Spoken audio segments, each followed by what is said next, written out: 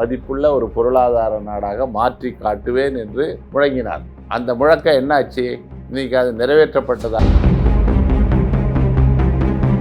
தவிர எந்த அமைச்சரும் செயல்படுகிறார் இருக்கிற மாதிரியே தெரியல. இந்தியா கூட்டணி இருக்கு. இந்த இந்தியா கூட்டணியில் பல மாநிலங்களில் நாங்கள் மகாராஷ்டிரா எடுத்துக்கிட்டோம். பாஜகவுக்கு ஆட்சி அமைக்கும் வகையில் வாக்கு வங்கி இல்லை, அதனால தமிழ்நாடு புறக்கணிக்கப்படுவதாக ஒரு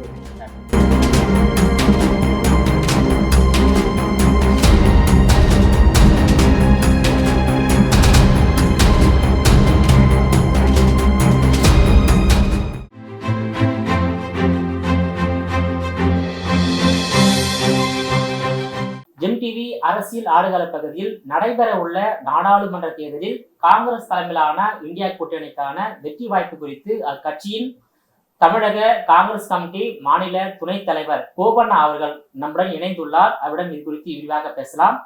ஐயா வணக்கம். வணக்கம். இப்போ இந்தியாவில் காங்கிரஸ் கட்சி கடந்த 10 ஆண்டுகளாக எதிர்கட்சியாக இருக்கின்றது. இந்த நிலையில நடைபெறவுள்ள நாடாளுமன்ற தேர்தலில் காங்கிரஸ் தலைமையிலான இந்தியா கூட்டணி வெற்றி பெறுவதற்கான வாய்ப்பு, ஆட்சி அமைவதற்கான வாய்ப்பு பற்றி விரிவாக சொல்லுங்க சார். இந்தியா கூட்டணியை பொறுத்த வரைக்கும் இன்றைக்கு 26 கட்சிகள் இணைந்து 10 ஆண்டு கால மக்கள் விரோத பாஜக ஆட்சியை அகற்றுவதற்கு வியூகங்களை வகுத்து செயல்பட்டு வருகிறார்கள். முதல் முறையாக மெகா கூட்டணி அமைக்கப்பட்டிருக்கிறது. பாசிச பாஜக ஆட்சி அகற்றப்பட வேண்டும் என்ற ஒற்றை குறிக்கோளில் மதசார்பற்ற கொள்கையில் நம்பிக்கையுள்ள கட்சிகளெல்லாம் இதில் இணைந்திருக்கின்றன. ஆரம்பத்தில் இந்த எதிர்கட்சிகள்லாம் ஒன்று சேர முடியாது, மோடியை வீழ்த்த முடியாது என்கிற தவறான பிம்பம் இன்றைக்கு தெரியப்பட்டு அநேகமாக மேற்கு வங்காளம், கேரளா தவிர அனைத்து மாநிலங்களிலும் இன்றைக்கு இந்தியா கூட்டணி அமைக்கப்பட்டிருக்கு. பஞ்சாபில் தனித்து போட்டியிடுகிறோம். ஆக சில இடங்களில் அது தவிர்க்க முடியாத காரணத்தினால அந்த கூட்டணி அமையவில்லை. இருந்தாலும் அங்கேயும் நாங்கள் வெற்றி பெறக்கூடிய, இப்போ கேரளா எடுத்துக்கிட்டால் ஒன்று நாங்கள் வெற்றி பெறணும், இல்லைன்னா மார்க்சிஸ்ட் கம்யூனிஸ்ட் கட்சி வெற்றி பெறணும். அதே போல் பஞ்சாப்லேயும் காங்கிரஸா இல்லைன்னா ஆம் ஆத்மியா, அதே போல் மேற்கு வங்காளத்தில் காங்கிரஸ் மார்க்சிஸ்ட் கூட்டணியா அல்லது மம்தா பானர்ஜியா, இப்படித்தான் நிலைமை இருக்கிறது. அங்கே ஒன்றும் பாஜகவுக்கு அதனால் பலனடைய போவதில்லை. ஆகையினால இன்றைக்கு கூட்டணி ஒரு வலுவான கூட்டணி அமைக்கப்பட்டிருக்கிறது. அதன் மூலம் எதிர்க்கட்சிகள் வாக்குகள் சிதறாமல் ஒருங்கிணைந்து மோடிக்கு எதிராக அந்த வாக்குகள் செலுத்துகிற ஒரு வாய்ப்பை இன்றைக்கு இந்தியா கூட்டணி உருவாக்கி இருக்கிறது. இந்த கூட்டணி இன்றைக்கு கூட மகாராஷ்டிராவிலே கூட்டணி அமைக்கப்பட்டிருக்கிறது. ஆக அனைத்து மாநிலங்களும் இந்த கூட்டணி ஒருங்கிணைந்து செயல்பட்டு வருவதை பார்க்கிற போது இப்போது மோடி ஆட்சி அகற்றப்படுவதற்கான அறிகுறிகள் தென்பட ஆரம்பித்தன. உத்தரப்பிரதேசத்தில் அயோத்தியில் ராமர் கோயில் கட்டிய பிறகு மோடி வெற்றி பெறுவது உறுதி என்கிற தவறான வகுப்புவாத ஒரு கருத்து நிலவியது. அந்த கருத்து இன்றைக்கு அதனுடைய கருத்து முக்கியத்துவத்தை இழந்து இன்றைக்கு பொருளாதார பிரச்சனைகள், 10 ஆண்டு கால பாஜக ஆட்சியில் எடுக்கப்பட்ட மக்கள் விரோத நடவடிக்கைகள், கொடுத்த வாக்குறுதிகளை அவர்கள் நிறைவேற்றவே இல்லை. 2014 ஆட்சிக்கு வந்தப்போ வெளிநாடுகளில் பதுக்கி வைக்கப்பட்டிருக்கிற 85 லட்சம் கோடி ரூபாய் கருப்பு பணத்தை மீட்டு ஒவ்வொருவர் வங்கி கணக்கிலும் டெபாசிட் செய்வேன் அப்படின்னு சத்தீஸ்கர் மாநிலத்தில் தேர்தல் பரப்புரையில் 2013 உரையாற்றினார். அது யாரும் மறுக்கவே முடியாது. ஆனால் அவர்கள் தந்திரமாக நாங்கள் அப்படி பேசவில்லை என்று சொல்லுகிறார்கள். அதற்கு பிறகு அதனுடைய தொலைக்காட்சியில் அந்த ஒளிநாடாவை ஒளிபரப்பி அதை உறுதி செய்து விட்டார்கள். ஆக அந்த வாக்குறுதி நிறைவேற்றலை. அடுத்து ஆண்டுக்கு 2 கோடி பேருக்கு வேலை, 10 ஆண்டுகள் 20 கோடி பேருக்கு வேலை வழங்கியிருக்கணும். ஆனால் இன்றைக்கி 45 ஆண்டுகளில் இல்லாத அளவுக்கு வேலையில்லா திண்டாட்டம் தலைவிரித்து ஆடி வருகிறது. இளைஞர்களுக்கு வேலை இல்லை, இளைஞர்களுக்கு தகுதியான வேலையும் கிடையாது. பல சிறு குறு தொழில் நிறுவனங்கள்லாம் மூடப்பட்டிருக்கிறது. பொதுவாக அந்த பணமதிப்பு இழப்பு நடவடிக்கை, கொரோனா தொற்று காரணமாக ஏற்பட்ட பொது முடக்கம், அப்புறம் தவறான ஜிஎஸ்டி அமல்படுத்துவது போன்ற காரணங்களால் இன்றைக்கு தொழில் வளர்ச்சி பாதிக்கப்பட்டு வேலைவாய்ப்பு நிறைய பேருக்கு கிடைக்கல, இருந்த வேலைவாய்ப்பையும் இழந்திருக்கிறார்கள். ஆக இந்த 10 ஆண்டுகால ஆட்சியில் பெரிய வளர்ச்சி இல்லை. இன்றைக்கி 2016 ஆகஸ்ட் 15 அன்னைக்கு டெல்லி செங்கோட்டையில் நரேந்திர மோடி தேசிய கொடி ஏற்றி வைத்து உரையாற்றும் போது 2024ஆம் ஆண்டு இன்றைக்கு 5ஆம் நிலையில் இருக்கிற பொருளாதார நிலையில் உலக நாடுகள் வரிசையில் 5ஆம் நிலையில் இருக்கிற இந்தியாவை 3ஆம் நிலைக்கு உயர்த்தி $5 டிரில்லியன் மதிப்புள்ள ஒரு பொருளாதார நாடாக மாற்றி காட்டுவேன் என்று முழங்கினார். அந்த முழக்கம் என்னாச்சு?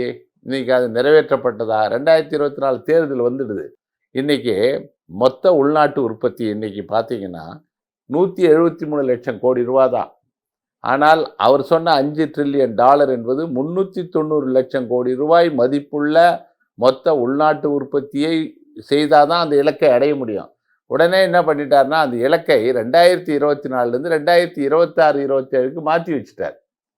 ஆக பொருளாதார ரீதியாக அதாவது 140 கோடி மக்கள் இருக்கிற ஒரு நாடு, உலகத்தின் மிகப்பெரிய ஜனநாயக நாடு, சீனாவுக்கு அடுத்தபடி மக்கள் தொகை இருக்கிற நாடு எப்பயும் வளர்ச்சி பெறாமலாம் இருக்காது. வளர்ச்சி இருக்கும், இல்லைன்னு சொல்ல முடியாது. ஆனால் நாங்கள் 2004 ஆட்சி பொறுப்பு ஏற்கிறப்ப ஐக்கிய முற்போக்கு கூட்டணி 50 லட்சம் கோடி மொத்த உள்நாட்டு உற்பத்தி இருந்தது. நாங்கள் 10 ஆண்டுகளில் அது 2 மடங்காக கூட்டி 100 லட்சம் கோடியாக கொண்டு வந்தோம். அதற்கு பிறகு ஆட்சிக்கு 2014லேருந்து 24லேருந்து அவர்கள் பொருளாதாரத்தை 100 லட்சத்தை 200 லட்சம் கோடியாக மாற்றியிருக்கணும்.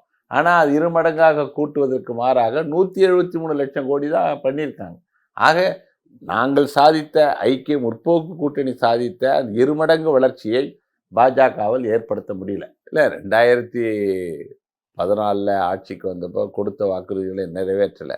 நியாயமாக 2019 தேர்தலில் மக்கள் கொடுத்த வாக்குறுதிகளை நிறைவேற்றாத பாஜகவுக்கு ஏன் வாக்களித்தார்கள் என்கிற பார்க்குறப்போ அந்த தேர்தல் பரப்புரையை மோடி தந்திரமாக இந்த புல்வாமா தாக்குதல் போன்ற பிரச்சனைகளில் அது திசை திருப்பி மத ரீதியாக மக்களை அணிதிரட்டுகிற அரசியலில், வாக்கு வங்கியை விரிவுபடுத்துகிற அரசியலில் அவர் வெற்றி பெற்று விட்டார். அதுதான் குஜராத் மாடல்.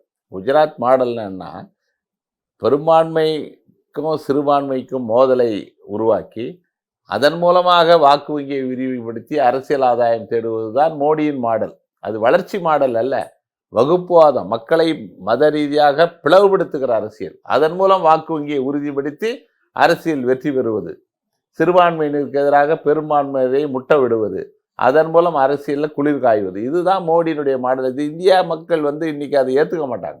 இன்றைக்கி நீங்கள் என்னென்னா, பொருளாதார பிரச்சனை, வேலையில்லா திண்டாட்டம், விலைவாசி உயர்வு, விவசாயிகள் பிரச்சனை எடுத்துக்கங்க.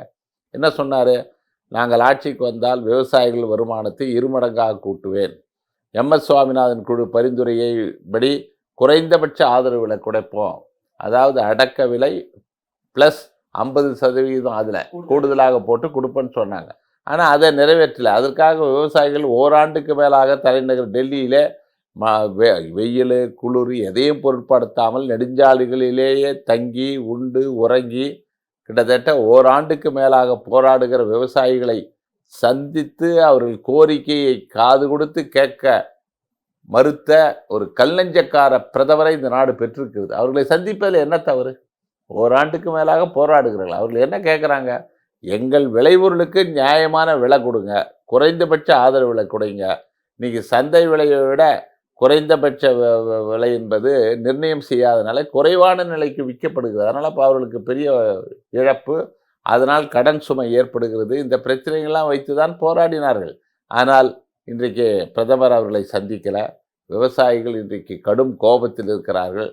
அதனால் இன்றைக்கி எல்லா நிலைகளிலும் அதே போல் மாநில உரிமைகள் பறிப்பு. அதாவது மோடி மாடல் ஆஃப் கவர்மெண்ட்டுன்னு சொல்கிறாங்கல்ல, மோடி ஆட்சி முறை. அது எப்படின்னா அதிகார குவியல். பிரதமர் அலுவலகத்தில் அதிகாரத்தை குவித்து வைத்து கொண்டு பிரதமர் மோடி, அமித்ஷா என்ற இருவர் தான் இந்த நாட்டை ஆண்டு கொண்டு இருக்கிறார்கள். வேறு யாருமே நமக்கு தெரியல. கொஞ்சம் நிர்மலா சீதாராமன் தெரிகிறார். இதை தவிர எந்த அமைச்சரும் செயல்படுகிறார் இருக்கிற மாதிரியே தெரியல. இது ஒரு ஒற்றை ஆட்சி முறை, கிட்டத்தட்ட அதிபர் ஆட்சி முறை. எழுதி வைத்துக் கொள்ளுங்கள். இந்த மோடி இந்த முறை ஆட்சியிலிருந்து அகற்றப்பட வேண்டும். ஏன்னா பாராளுமன்ற ஜனநாயகத்தில் நம்பிக்கை இல்லை, கேபினட் சிஸ்டம் ஆஃப் கவர்மெண்ட்னு சொல்கிறேன், அதுலேயும் நம்பிக்கை இல்லை, அந்த கூட்டு பொறுப்பில் நம்பிக்கை கிடையாது, பாராளுமன்ற விவாதத்தில் கலந்து கொள்ள மாட்டார், கேள்விகளுக்கு பதில் சொல்ல மாட்டார். ஒரே ஒரு கேள்வி கூட அவர் பதில் சொன்னது கிடையாது பாராளுமன்றத்தில். பத்திரிகையாளர் சந்திப்பை ஒரு முறை கூட அவர் நடத்தியது கிடையாது. இப்படி ஒரு ஜனநாயக விரோத பாசிச எண்ணம் கொண்ட ஒரு சர்வாதிகார மனப்பான்மை உள்ள ஒருவரை இந்த நாடு ஏற்றுக்கொள்ளாது. இந்திரா காந்தியெல்லாம் கூட அதிகாரமிக்க பிரதமராக இருந்தார். ஆனால் அவர் அடிக்கடி பத்திரிகையாளர் சந்திப்பார், பாராளுமன்றத்தில் கேள்விக்கு பதில் சொல்வார், விவாதத்தில் பங்கெடுத்துக் கொள்வார். அப்படிப்பட்ட ஒரு ஜனநாயக ரீதியாக இயங்கிய இந்தியாவில் இன்னைக்கு பாராளுமன்ற ஜனநாயகத்திலே நம்பிக்கை இல்லாத ஒருவரை நாம் பெற்றிருக்கிறோம். அப்படின்னு பார்க்குறப்போ மக்களை உணர்வுகளை மதிக்காத ஒரு பிரதமரை நாம் பெற்றிருக்கிறோம். இவரை இந்த முறை மக்கள் ஆட்சியிலிருந்து அகற்றுவதில் தீவிரமான முடிவோடு இருக்கிறார். மறைந்த முன்னாள் வேளாண் விஞ்ஞானி MS சுவாமிநாதனோட அறிக்கை 2006 காங்கிரஸ் அரசாங்கத்திடம் சமர்ப்பிக்கப்பட்டதாகவும் 8 ஆண்டுகள் ஆட்சியில அந்த அறிக்கை நடைமுறைக்கு வரல, அடுத்து வந்த பாஜகவும் 10 ஆண்டுகள்ல நடைமுறைக்கு வரல என்ற குற்றச்சாட்டை விவசாயிகள் முன்வைக்கிறாங்க. இல்லை, அதாவது MS சுவாமிநாதன் குழு அமைச்சது 2005 காங்கிரஸ் ஆட்சி காலம் தான் அமைக்கப்பட்டது. அவர்கள் 2008 9 கொடுத்தாங்க. அதற்கு பிறகு அதற்குன்னு ஒரு குழு நாங்கள் அமைச்சோம்.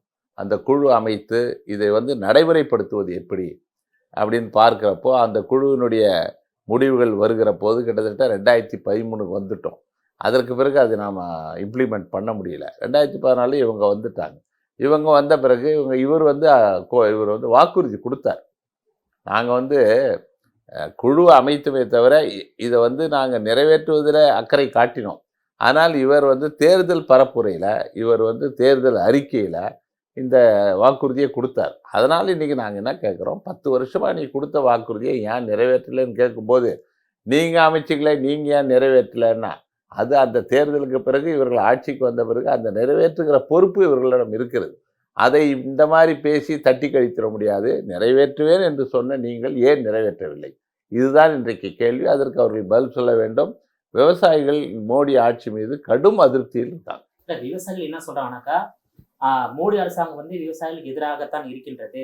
இந்த குறைந்தபட்ச ஆதரவு விலையை நிர்ணயிப்போம் என்ற உறுதிமொழியை பாஜக கொடுக்கவில்லை என்றால் நாங்கள் பாஜகவுக்கு ஓட்டு போட மாட்டோம் சொல்லியிருக்காங்க.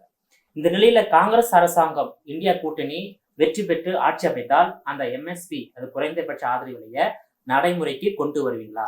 இன்னைக்கு நியாயப்பத்திரம்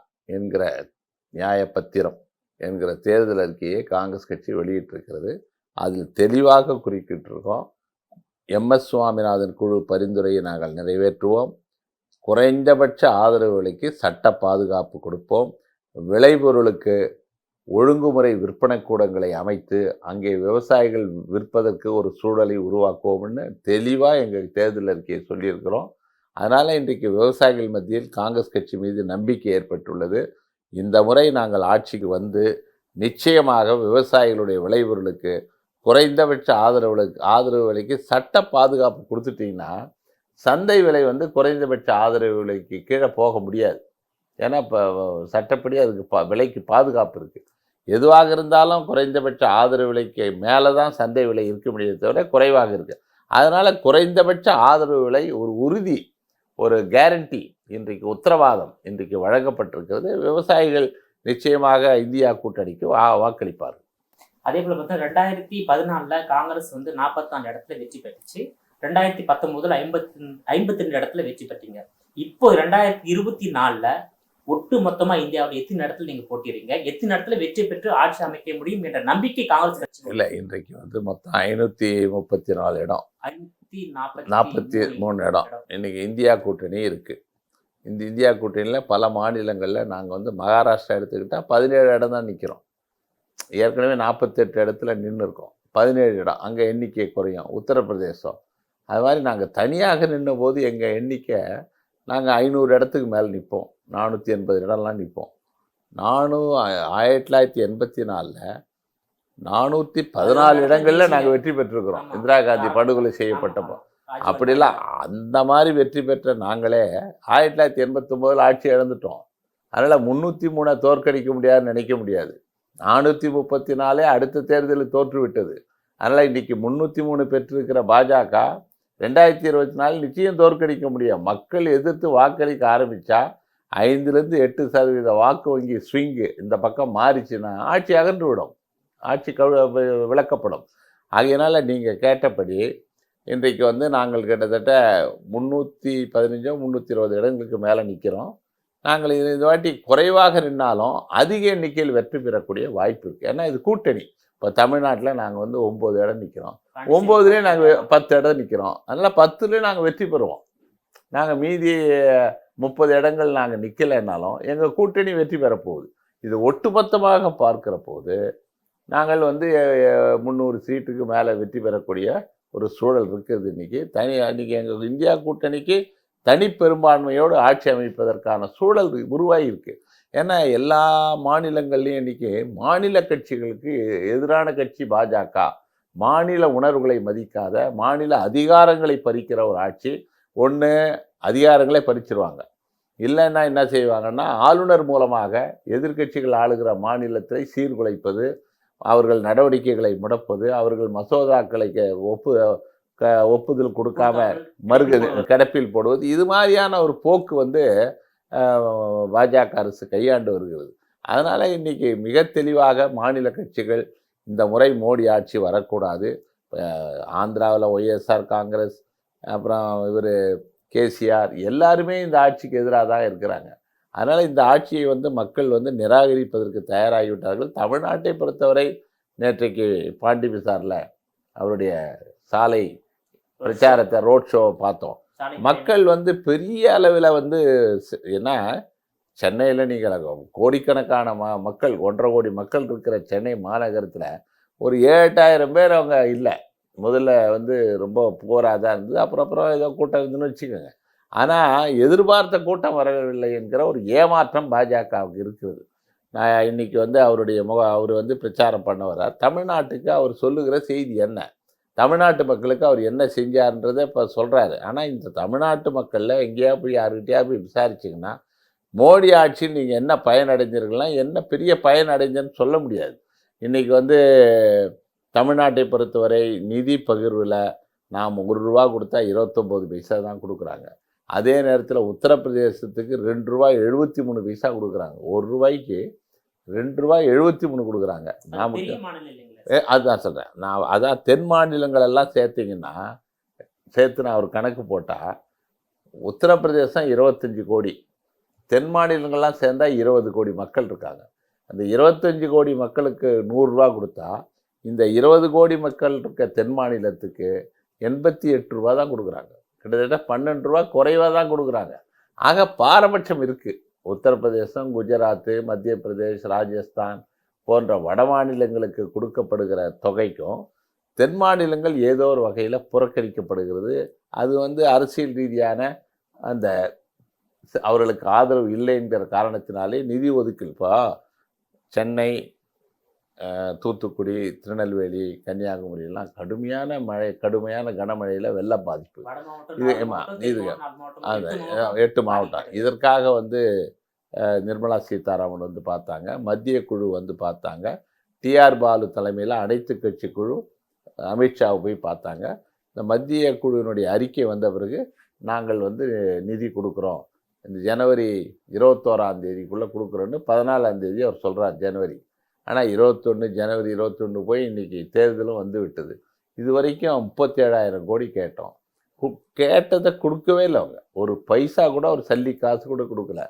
அதே போல் 2015 2021 வரைக்கும் ஜெயலலிதா, அதற்கு பிறகு ஓபிஎஸ், இபிஎஸ் இந்த 3 பேர் ஆட்சி காலத்தில் 2015 21 வரைக்கும் மொத்தம் நிதி இந்த வெள்ளம், வார்தா புயல், கஜா புயல் இந்த பாதிப்புக்காக அதிமுக பேரிடருக்காக அதிமுக கேட்ட தொகையை வந்து 1,27,000 கோடி. ஆனால் ஒன்றிய அரசு கொடுத்தது வெறும் 5,227 கோடி. வெறும் 5% குறைவாகத்தான் கொடுத்தார்கள். 5% குறைவாக அதிமுக கொடுத்தாங்க. இன்றைக்கி திமுக ஆட்சிக்கு ஒரே ஒரு சல்லி காசு கூட தரவில்லை. நிர்மலா சீதாராமன் எதற்காக வந்து பார்த்தாருன்னு தெரியல. கேட்டால் நாங்கள் இதை பேரிடராக எடுத்துக்கொள்ள முடியாது, பேரிடராக கருத முடியாது, அதனால் தேசிய பேரிடர் நிதியிலிருந்து நிதி ஒதுக்க முடியாது என்று பேசியவர் இன்றைக்கி வந்து தமிழ்நாட்டு மக்கள்கிட்ட தமிழில் பேசி உரிமை கொண்டாட என்ன தகுதி இருக்குது? இன்றைக்கி தமிழ் மொழிக்கு ஒதுக்கப்பட்டதையும் 24,000 பேர் பேசக்கூடிய சமஸ்கிருதம், 8 கோடி பேசுகிற தமிழுக்கு 78 கோடி ரூபா கொடுத்துருக்காங்க. அதுக்கு 1448 கோடி ரூபாய் சமஸ்கிருதத்துக்கு ஒதுக்குறாங்க. ஏன் ஒதுக்குறீங்க? என்ன பாரபட்சம்? மக்கள் பயன்பாட்டில் இல்லாத ஒரு மொழிக்கு நீங்கள் இவ்வளோ தொகையை ஒதுக்குறப்போ, மக்கள் பயன்படுத்துகிற 8 கோடி பேர் பேசுகிற ஒரு மொழிக்கு வெறும் 78 கோடி ஒரு 4-5 ஆண்டுகளில் ஒதுக்கியிருக்கீங்க. தமிழும் தமிழ்நாட்டு மக்களும் தமிழ்நாடும் மத்திய அரசால் தொடர்ந்து வந்துங்க வஞ்சிக்கப்பட்டு வருது. இப்போ நீட்டு நாங்கள் என்ன சொல்கிறோம், நீட்டு எங்களுக்கு வேண்டான்னு சொல்கிறோம். உடனே அதுக்கு ஒரு எக்ஸம்ஷன் கொடுக்கலாம், விதிவிலக்கு. அதற்கு அவர்கள் தருவதாக இல்லை. அதையொட்டி இப்போது எய்ம்ஸ் மருத்துவமனை இருக்குது. மொத்தம் 22 எய்ம்ஸ் மருத்துவமனை இருக்குது. அதில் வந்து கிட்டத்தட்ட 7 மருத்துவமனைகள், எய்ம்ஸ் மருத்துவமனைகள் காங்கிரஸ் ஆட்சி காலத்திலே வந்துடுது. இது ஒன்றும் இவங்க புதுசாக கொண்டு வந்ததில்லை. முதல்ல எய்ம்ஸ் தலைநகர் டெல்லியில் கொண்டு வந்தது ஜவஹர்லால் நேரு. அதுதான் எதிர்கட்சியினுடைய ஒத்துழைப்பு இல்லாதனால பின்வாங்கப்பட்டது. இல்லை, அடுத்து வந்த பாஜக அரசு பல நடைமுறை கொண்டு வந்தாங்க. எய்ம்ஸ் தலைநகர் டெல்லியில் முதல்ல ஆரம்பித்தோம். அதுக்கப்புறம் ஒரு 6 எய்ம்ஸ் பல மாநிலங்கள் நாங்கள் ஆரம்பித்தோம், மன்மோகன் சிங் ஆட்சி காலத்தை வரைக்கும். அதற்கு பிறகு இவர்கள் வந்து 15 எய்ம்ஸ் அறிவித்தாங்க.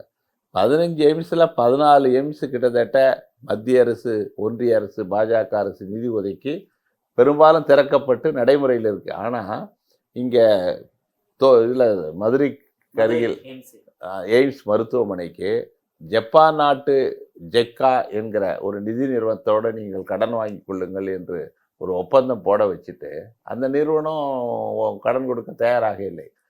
ஒன்றிய அரசும் நிதி கொடுக்கல. இப்போ வந்து வெறும் அந்த சுற்றுச்சுவர் எழுப்பியதை தவிர தமிழ்நாடு அரசு 220 ஏக்கர் இன்னைக்கு நிலத்தை ஒப்படைச்சிட்டாங்க. இவர்கள் மருத்துவமனை கட்டலை. இது கட்டாமல் ராமநாதபுரத்துலேயும் மதுரையிலையும் இங்கேயும் மாணவர்கள் படித்து கொண்டிருக்கிறார்கள். எய்ம்ஸ் மருத்துவமனை திறக்கலை.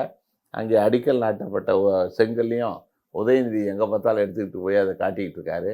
ஆக தமிழ்நாட்டை நான் கேட்குறேன், 2019 ஜனவரியில் அடிக்கல் நாட்டப்பட்ட, பிரதமரால் அடிக்கல் நாட்டப்பட்ட எய்ம்ஸ் மருத்துவமனைக்கு ஏன் நிதி ஒதுக்கப்படலை? ஏன் புறக்கணிக்கிறீங்க? மற்ற மாநிலங்களில் எய்ம்ஸுக்கு நிதி ஒதுக்கி திறந்த பிரதமர் மோடி அவர்களே தமிழ்நாட்டு எய்ம்ஸை ஏன் புறக்கணிங்க? இப்படி பல கேள்விகளை கேட்கலாம். தமிழ்நாட்டில் பாஜகவுக்கு ஆட்சி அமைக்கும் வகையில் வாக்கு வங்கி இல்லை, அதனால தமிழ்நாடு புறக்கணிக்கப்படுவதாக ஒரு குற்றச்சாட்டு இருக்கு. அதே நேரத்தில் வந்து இப்போ காங்கிரஸ் கட்சி வந்து இந்தியா முழுவதிலும் வந்து ஒரு 3 மாநிலங்களில் தான் ஆட்சி நடைபெற்று வருது. ஒன்று வந்து கர்நாடகா, தெலுங்கானா, இமாச்சல பிரதேச. ஏன் சார் பல்வேறு மாநிலங்களில் ஆட்சியை இழக்கப்பட்டது? இல்லை, அது இந்த 75 ஆண்டு கால இந்திய சுதந்திர வரலாற்றில் 54 ஆண்டுகள் நாங்கள் ஆட்சி பண்ணியிருக்கோம்.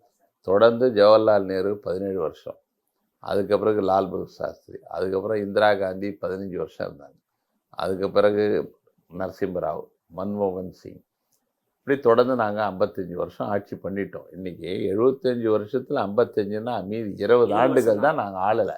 இன்றைக்கு இந்தியாவில் ஏற்பட்டிருக்கிற வளர்ச்சியில் பெரும்பங்கு எங்கள் காங்கிரஸ் கட்சிக்கு உரிமை இருக்குது. அதே நேரத்தில் வளர்ச்சி இல்லைன்னு சொல்ல முடியாது. வளர்ச்சி சமநிலைத்தன்மை இல்லை. இப்போது பாஜக ஆட்சியில் அந்த சமநிலைத்தன்மை மிக கடுமையான விமர்சனத்துக்கு உள்ளாயிருக்கு.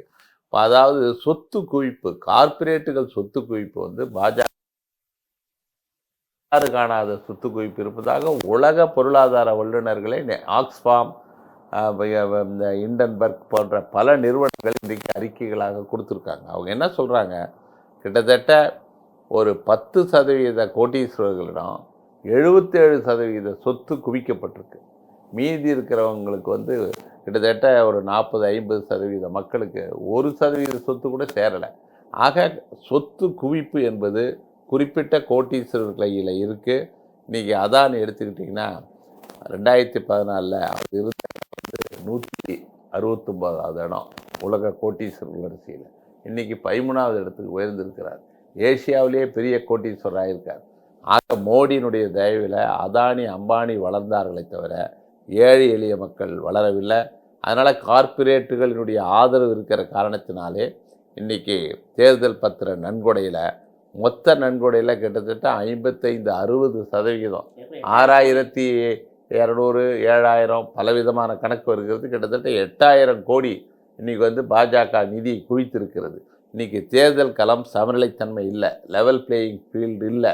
அவர்களுக்கு பணம், நிதி வந்து கிட்டத்தட்ட 8000 கோடி, அதிகாரபூர்வமற்ற முறையில் எத்தனாயிரம் கோடின்னு தெரியல. ஆட்சி அவர்கள் கையில் இருக்குது, அமலாக்கத்துறை அவர்கள் கையில் இருக்குது. இன்றைக்கி வந்து அவருக்கு வந்து பாஜகவுக்கு எந்த கட்சியும் கூட்டணி வைக்க முன் வரலை. ஆனால் அதுக்கு கூட்டணி வைக்கிறதுக்கு அமலாக்கத்துறை, வருமான வரித்துறை, மத்திய புலனாய்வுத்துறையை கூட்டணி அமைத்து கொண்டு எதிர்க்கட்சிகளை ஒடுக்கிறது. கிட்டத்தட்ட 25 எதிர்க்கட்சி தலைவர்கள் பாஜகவில் சேர்ந்து அவர்களுடைய வாஷிங் மிஷின் மூலமாக அவர்கள் புனிதர்களாக மாறி இன்றைக்கி வந்து அவர்களெல்லாம் அந்த பாஜகவில் சேர்ந்து விட்டார்கள். மகாராஷ்டிராவில் ஆட்சி கவிழ்ப்பே இன்றைக்கி பாஜக வாஷிங் மிஷின் மூலமாகத்தான் நடந்திருக்கிறது. நிறைய பேர் அமலாக்கத்துறையால் வழக்கில் கைது செய்யப்பட்டு 2 வருடம் சிறையில் இருந்தவர்கள் விடுதலையாகி இன்றைக்கி பாஜக ஆட்சியில், கூட்டணி ஆட்சியில் மந்திரிகளாகலாம் இருக்கிறாங்க. அதனால் இது வந்து ஊழலை வந்து எதிர்ப்பேன், ஊழலை ஒழிப்பேன் என்று சொல்வதற்கு மோடிக்கு எந்த தகுதியும் கிடையாது. எந்த கட்சியும் இன்றைக்கி பாஜகவோடு சேரலை. பாஜக ஒரே கட்சியாகத்தான் இருக்குது. யாரும் கூட்டணி வைக்க தயாராக இல்லை. தமிழ்நாட்டில் பாஜகவோட கூட்டணி வைக்க யாருமே முன் வரலை. கடைசியில் பாமக வந்து அதிமுகவோட போகலாமா, பாஜகவோட போகலாமான்னு பார்க்குறப்போ அன்புமணி ராமதாஸ் தேர்தலுக்கு பிறகு மத்திய அமைச்சர் ஆகணுன்ற கனவோடு அந்த கட்சியை இன்றைக்கி பாஜகவிடம் அடகு வைக்கப்பட்டிருக்கு. சமூக நீதி பேசுகிற பாமக பாஜகவோட எப்படி சேரலாம்? நான் ஒரே ஒரு கேள்வி தான் கேட்குறேன். அன்றைக்கி சமூக நீதியை ஒரே நோக்கமாக கொண்டு செயல்படுகிறது பாமக. அதில் ஜாதிவாரி கணக்கெடுப்பு எடுத்தால் தான் நீங்கள் சமூக நீதி கொள்கையை அடைய முடியும், இடஒதுக்கீடு வழங்க முடியும். நாங்கள் 50% இடஒதுக்கீடை தளர்த்துவோம் சொல்கிறோம். இப்போ உச்சநீதிமன்றம் வரம்பு 50% மேலே இடஒதுக்கீடு இல்லைன்னு சொல்கிறாங்க. அதை நாங்கள் தளர்த்தி அரசமைப்பு சட்டத்தை திருத்துவோம், அதாவது பேசிக் ஸ்ட்ரக்சர் அதையே திருத்துவோம் நாங்கள் வாக்குறுதி கொடுக்குறோம்.